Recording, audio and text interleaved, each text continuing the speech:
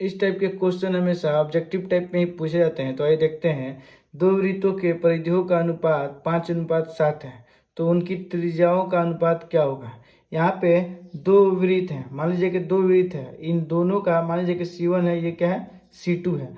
ये C1 C2 क्या है, दोनों एक वृत्त है जिसको C1 C2 मान लिए हैं, और इन दोनों का क्या दे रखा है, इन दोनों का 5:7 दे रखा है। मतलब C1 अनुपात C2 का जो दे रखा है 5:7 दे रखा है। ये क्या है, अपना परिधियों का ये अनुपात है। तो इसका पूछा जा रहा है कि त्रिज्याओं का अनुपात क्या होगा। तो मान लीजिए कि इसका त्रिज्या क्या है R1 है, और इसका त्रिज्या क्या है R2 है। हमें पता है C1, मान लीजिए कि ये C1 इस वृत्त के लिए है, तो इसका क्या हो जाएगा 2πr1। तो ये इसका फॉर्मूला हो गया परिधि निकालने का, और इसके लिए क्या होगा C2 का 2πr2।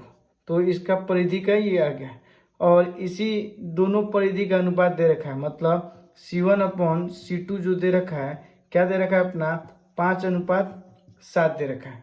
ठीक, तो आइए इसका हमें वृत्त का जो त्रिज्या है उसका अनुपात पता करते हैं। तो कैसे पता करेंगे हम, यहाँ पे C1 की जगह क्या लिखेंगे 2πr1, और इस C2 की जगह क्या लिखेंगे 2πr2 लिखेंगे, और इन दोनों का परिधि का अनुपात क्या दे रखा है 5:7 दे रखा है।